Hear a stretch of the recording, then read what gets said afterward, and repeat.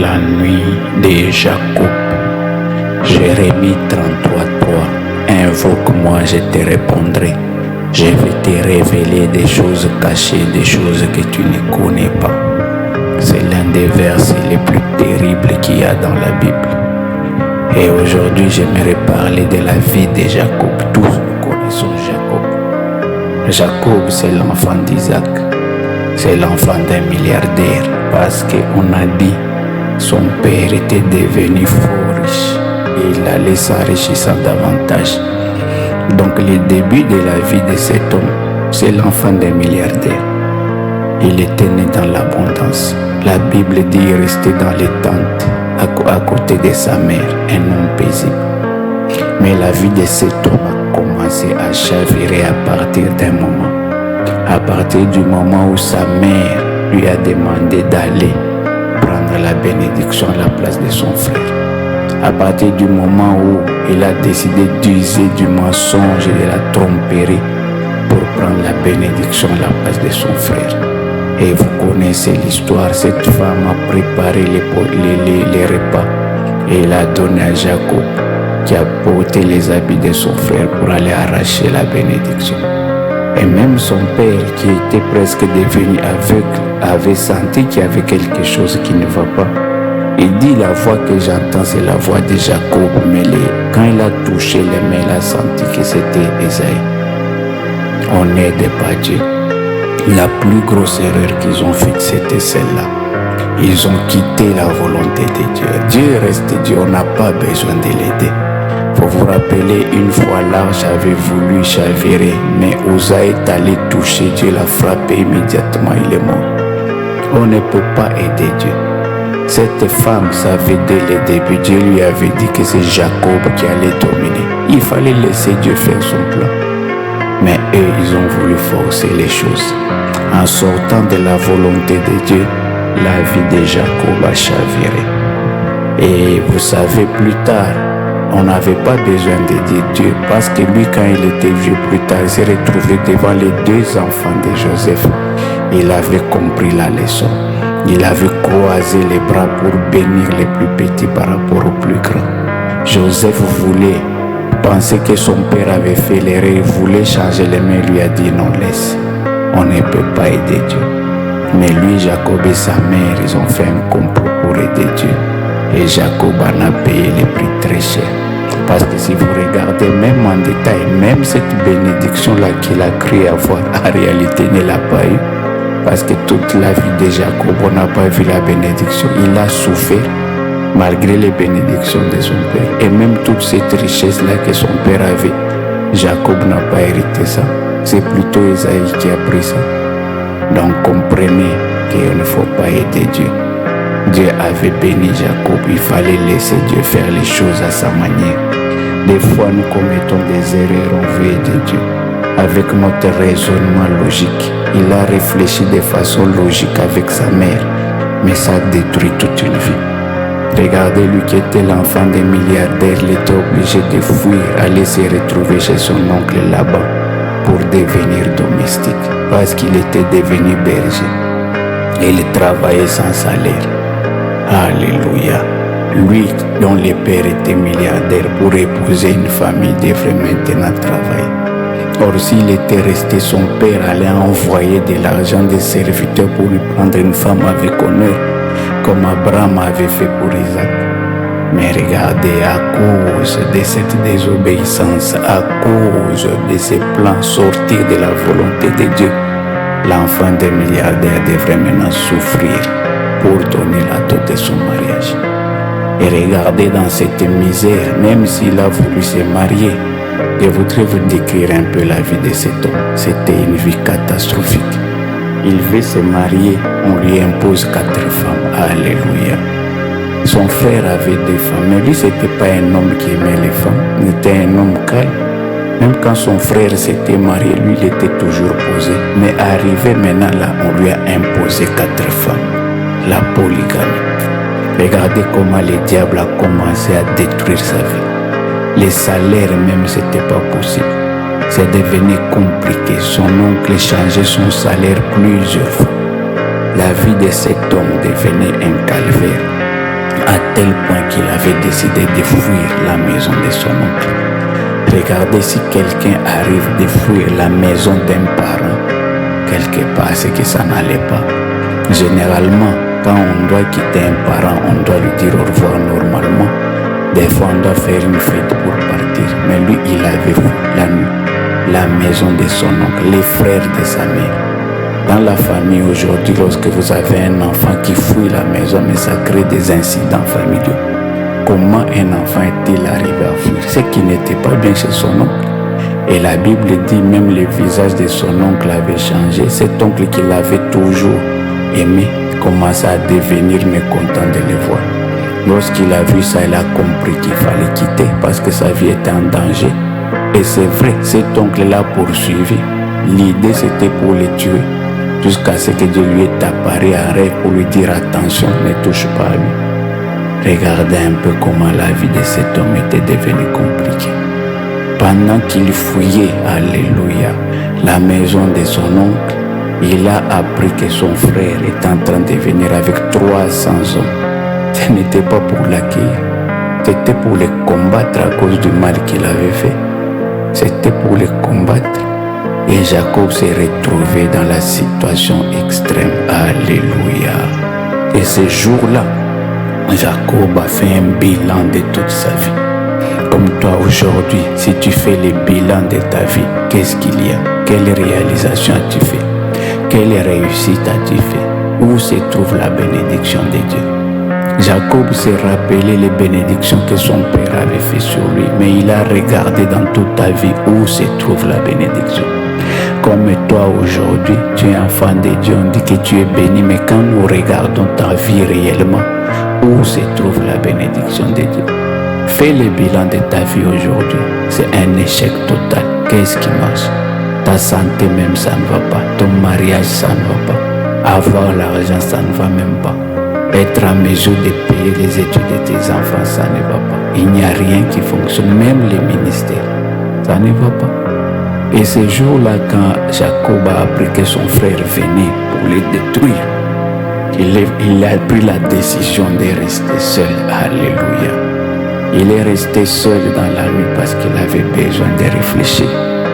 Il avait besoin de faire un bilan sur sa vie. Parce qu'en réalité, il ne comprenait plus pourquoi sa vie était comme ça. Parce qu'en réalité, cette information qu'on est venu lui dire, ça voulait dire que son frère allait exterminer lui et toute sa famille. C'était ça. C'était une question de vie ou mort. Parce qu'il avait connu toutes ces choses. Quelqu'un qui vient avec 300 personnes armées. Mais lui n'avait pas d'armes à part ses enfants rien, et ses femmes. Rien d'autre. Donc cet homme devrait l'exterminer. C'était une question de vie ou mort. Et regardez, il a fait partir tout le monde et il est resté seul dans la nuit. Dans la nuit, nulle part dans la brousse. Il arrive des moments où tu as besoin de rester seul. Il arrive des moments où tu dois te soustraire un peu de toute cette agitation de la vie pour que tu réfléchisses sur ta vie, pour que tu entres à l'intérieur de toi-même. Regardez dans la parabole de l'enfant prodigue, on a dit qu'il est rentré en lui-même, il est revenu à lui-même, il a regardé un peu ce qu'était sa vie. C'est ça des fois qu'on ne fait pas. Ça ne sert à rien de continuer comme tu allais d'aller. Tu es en train d'aller, arrête-toi, fais un inventaire de ta vie. Qu'est-ce qu'il y a de positif? Les études même, tu n'arrives pas à terminer. Des gens qui ont même âge que toi aujourd'hui, regarde dans quoi ils sont. Les gens qui sont nés avec toi, maintenant aujourd'hui, regarde les niveaux qu'ils ont déjà atteints. Les filles qui étaient même plus jeunes que toi aujourd'hui sont dans les mariages, ils ont des enfants, ce sont des mères de familles respectables. Mais toi, quelle est ta vie? Pourquoi tu ne fais pas un bilan de ta vie? Est-ce que ta vie là fonctionne? Regarde l'âge que tu as, ma soeur, bientôt là 40, 45. Pourquoi tu ne peux pas être aussi marié? Pourquoi tu dois continuer à rester chez ta grande soeur en train de faire des travaux domestiques? Il y a un principe que vous ne connaissez pas, il ne peut pas y avoir deux maîtresses de maison dans une maison. Quand tu es chez ta grande sœur, donc elle va te montrer que c'est elle la maîtresse de maison. Elle va te donner des instructions pour faire des ménages, te réveiller, tu n'es pas libre. Pourquoi tu ne peux pas aussi avoir ton ménage à toi? Pourquoi tu ne regardes pas ta vie? Les études, quelle étude tu as fini? Tu commences telle faculté, tu commences ici, rien, aucun diplôme. Et même quand tu as les diplômes, pourquoi tu n'arrives pas à avoir du travail? Même des gens qui n'étaient pas aussi brillants que toi, aujourd'hui ils ont du travail, ils sont stables. Mais toi tu tournes en rond. Il arrive des moments où tu dois faire un point, tu dois faire un bilan sur ta vie. Et ces jours-là, dans les noirs, dans l'obscurité, Jacob a fait le bilan de sa vie. Il s'est souvenu de ses parents, il s'est souvenu de son enfance, il s'est souvenu de partout où il est passé. Il s'est souvenu de la vision qu'il a eue quand il a vu le ciel ouvert, les anges monter et descendre à Bethel. Il s'est souvenu de toute sa vie. Maintenant, regardez comment cette vie est détruite. Il a dit non, il y avait un problème. Il a compris qu'il y avait un problème dans sa vie. Et il a commencé à chercher la face de l'Éternel. La Bible dit, invoque-moi, je vais te répondre, je vais te révéler des choses cachées. Jacob a compris qu'il y avait des choses cachées dans sa vie qui étaient à la base de tous ces malheurs qu'il était en train de vivre. Quelle est l'alliance qu'il y a dans ta vie? Quelle est l'alliance qu'il y a dans ta famille? Quelle est la malédiction qui pèse sur toi? Tu ne comprends pas qu'il y a quelque chose d'anormal sur ta vie. Pourquoi tu ne peux pas avoir une vie comme tous les autres, une vie facile, tu évolues, tu émerges? Tu ne comprends pas qu'il y a quelque chose. Jacob a fait le bilan, il a compris qu'il y avait quelque chose d'anormal dans sa vie. Voilà pourquoi Dieu dit, invoque-moi, je vais te répondre. Alléluia. Dieu, il attend que tu l'invoques. Dans les mots invocation, c'est une recherche avec insistance de la raison des choses. Tu vois les choses, ça ne sert à rien de continuer à les accepter comme ça. Va interroger l'Éternel. Pourquoi dans votre famille personne ne meurt? Pourquoi dans votre famille personne ne se marie? Pourquoi dans votre famille personne n'arrive à avoir la maternité facile? Pourquoi y a-t-il des stérilités? Pourquoi vous mourrez tôt? Pourquoi tu es tout le temps malade? Pourquoi tu n'arrives pas à faire des projets qui tiennent et qui réussissent? Dieu dit, invoque-moi, je vais te répondre. Dieu dit, viens vers moi, je vais te dire quelle est la vraie cause de ton problème. Invoque-moi, je vais te répondre, je vais te révéler des choses cachées. Jacob a compris que toute cette vie anormale, il y avait quelque chose qui n'allait pas. Il fallait aller vers l'Éternel, demander quelle est l'orientation, demander quelle est la cause. Pourquoi son malheur était-il si continuel? Et pendant la nuit, dans la solitude, Jacob a cherché la face de l'Éternel. Ça ne sert à rien de continuer comme ça, mon frère, ma soeur. Les années passent, cette année va terminer, l'année prochaine va commencer. Il n'y aura aucun changement. Tant que tu ne fais ce travail, tant que tu n'entres dans la nuit de Jacob, tant que tu ne cherches à comprendre quelle est la cause de ton malheur, tant que tu ne cherches à comprendre à quel endroit on avait lié ta vie, quel est le pacte qui avait été fait, où est-ce qu'on avait lié ton avenir, où est-ce qu'on avait lié l'avenir de tes enfants, tant que tu ne fais pas ce travail, je te dis la vérité, ta vie ne changera pas. Et pendant toute la nuit, Jacob a prié. Jacob a prié. Et ce qui est étonnant, on a dit une personne est apparue. On dit qu'il a combattu contre l'ange de l'Éternel, mais l'ange a pris la forme humaine, c'était un être physique. Il a combattu contre lui toute la nuit. D'abord, premièrement, Jacob devrait être effrayé. Lui, il était seul, mais qui est cette personne? D'où est-elle venue? Et cette personne a commencé à les combattre. Et c'est très rare dans la Bible, on voit Dieu venir combattre quelqu'un. On a vu Dieu voulait tuer Moïse au début. Mais c'est très rare. Mais pour ce cas spécifique, Dieu est venu combattre Jacob. Arisi, Akatai, Komakarisa, Zika, Itora, Marisa, Akaita. Donc, au moment où Jacob a demandé la face de l'Éternel, Dieu savait que les problèmes se trouvaient à l'intérieur de Jacob. En réalité, Dieu n'est pas venu combattre Jacob. Dieu est venu combattre la malédiction qui était dans la vie de Jacob. Dieu est venu combattre la cause du problème. Et pendant toute la nuit, il y a eu une lutte acharnée. Et quand il était le matin, Jacob ne s'est pas laissé faire. Quand il était le matin, l'ange a supplié Jacob, dit laisse-moi partir. Et ce qui est étonnant, c'est ce que Jacob a dit, je ne vais pas te laisser partir si tu ne me bénis. Donc Jacob avait compris qu'il n'était pas béni. Jacob avait compris que c'est maintenant ou jamais. C'est maintenant où je peux changer toute ma vie.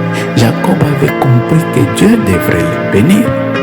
Et l'ange lui a répondu, Maïkai Soda, Rikai Tomakabakai Sora Parketaïsa. L'ange lui a dit la cause de son problème. Il lui a dit comment tu t'appelles. Aïkarisa Bakai Torapa. J'avais enseigné l'autre fois sur les mystères des noms. Donc toute la souffrance que Jacob avait, les problèmes c'était son nom. Et Jacob lui a dit ton nom sera changé. Et l'ange lui a dit ton nom sera changé. Tu seras appelé désormais Jacob, Maïka, Kikoïkarikera Pakantaïka. Parce que tu as combattu contre Dieu et contre les hommes et tu as été trouvé vainqueur. Il a dit qu'il a combattu contre les hommes. Quels hommes? Parce que cette ennemis était cadeau. Mais Jacob a parlé des hommes. C'est tout ce qu'il y avait comme alliance, tout ce qu'il y avait comme blocage, tout ce qu'il y avait comme personne qui est en train de lui chercher. Il les a vaincus. Voilà pourquoi plus tard, lorsqu'il a rencontré son frère, il ne pouvait pas les combattre parce qu'il avait déjà vaincu. Il a combattu contre les hommes, non seulement dans cet instant, mais sur toute sa vie. Voilà pourquoi cet homme a une vie paisible à partir de ces moments. Mon message aujourd'hui, il faut que tu entres dans la vie de Jacob. Tu es dans un mariage, ça ne va pas. Tu es dans un mariage juste comme un monument, comme un meuble. Les maris n'ont même pas d'égard pour toi. On peut t'insulter devant les gars, on peut te frapper devant tout le monde. Il y a des mariages qui sont des mariages de façade, des mariages toxiques. L'homme qui devrait t'aimer, la Bible dit qu'il trouve un mari, trouve les repos. Qui trouve une femme, trouve le bonheur. Mais toi, le mariage que tu as, est-ce que c'est un mariage normal? Mon message va dans la nuit de Jacob. Ce que tu vis, il y a des causes que tu ne connais pas. Tu es malade tout le temps, mais cherche l'orientation. Les jours où il va te révéler la cause, tu seras étonné. Jacob ne pouvait jamais imaginer que son nom était la cause de tous ces malheurs. Donc comme tu es là, tu ne peux jamais imaginer quelle est la vraie cause de l'échec que tu es en train de mener. Quelle est la vraie cause de la stérilité? Quelle est la vraie cause du malheur que tu as? Invoque-moi, je vais te répondre. Va dans la nuit de Jacob, retire-toi. Cherche l'orientation de l'Éternel. Kaïsoba Kantakaba Kaïsora. C'est comme si serviteur de Dieu, c'est un pasteur, il avait une église qui n'évoluait pas du tout. À peine quelques membres, souffrance totale. Il a tout fait pour que ça évolue, ça n'a pas évolué. Une fois, ils avaient fait veiller, ils ont terminé un peu plus tard, il a libéré tout le monde. Il est resté seul dans l'église. C'était très tôt, dans la matinée, 4 heures du matin. Et des voleurs sont entrés dans l'église. Ils lui ont dit, pasteur, nous venons prendre toute la dîme. Il leur a dit, mais il n'y a même pas de dîme. Regardez le panier, il est là. Ils ont regardé, il y avait à peine quelque argent. Ils ont pris ça. Ils ont dit, tu as de la chance parce que tu es un homme de Dieu, on ne va pas t'agresser. Et les voleurs sont partis. Mais pendant qu'ils étaient en train de sortir à la porte, l'un d'eux s'est retourné, lui a dit, pasteur, mais si cette œuvre n'évolue pas, mais arrête, va faire autre chose. Pourquoi tu continues à t'accrocher? Les voleurs est parti. Et cette parole a choqué l'homme de Dieu. C'est comme qui dirait cet incident lui a ouvert les yeux sur son ministère. Un ministère de sécheresse, un ministère qui n'évolue pas. Ça a choqué l'homme de Dieu. Il a dit non, jusqu'à ce que des voleurs commencent même à m'insulter. Cette fois c'est trop. Il a donné un message à toute l'église que pendant 3 jours il n'y aura rien. Ni service ni rien, l'église sera fermée. Il est resté enfermé dans l'église, jour et nuit, en train de faire la nuit de Jacob. Invoque-moi, je te répondrai. Il dit, Seigneur, qu'est-ce qui se passe avec ces ministères? Ça, c'est l'œuvre que toi, tu m'as donnée. Pourquoi ça n'évolue pas? Il a prié. Et le 3e jour, l'Éternel lui a dit, va au milieu de ton église, commence à creuser. Il a commencé à creuser. arrive à une certaine profondeur, à peu près 2 mètres, il a trouvé une tortue vivante. Et c'est cette tortue qui est en train de bloquer tout ce ministère. Il était choqué. Comment une tortue peut se retrouver dans le soleil vivante? Dieu lui a dit, prends cette tortue, va brûler. Il a tué, il a brûlé. Et vous dit, à partir de ce jour-là, son église s'est épanouie. Aujourd'hui, c'est une très grande église. Et l'homme de Dieu est tellement béni. Il y a des choses que tu dois chercher. Tant que tu ne découvres pas la cause, la vie ne va pas changer. Pourquoi tes processus de fiançailles ne tiennent pas? Ce ne sont pas les fiancés qui sont mauvais. Fais la nuit de Jacob, cherche à savoir qu'est-ce qui ne va pas. Où se trouve ta santé? Où se trouve ta destinée? Où se trouve ta bénédiction? Où se trouve ton argent? Où se trouve ta tranquillité? Cherche dans la prière. Dieu, il attend que tu fasses cette prière. Il n'a pas dit demande-moi, je te répondrai. Non, il a dit invoquer.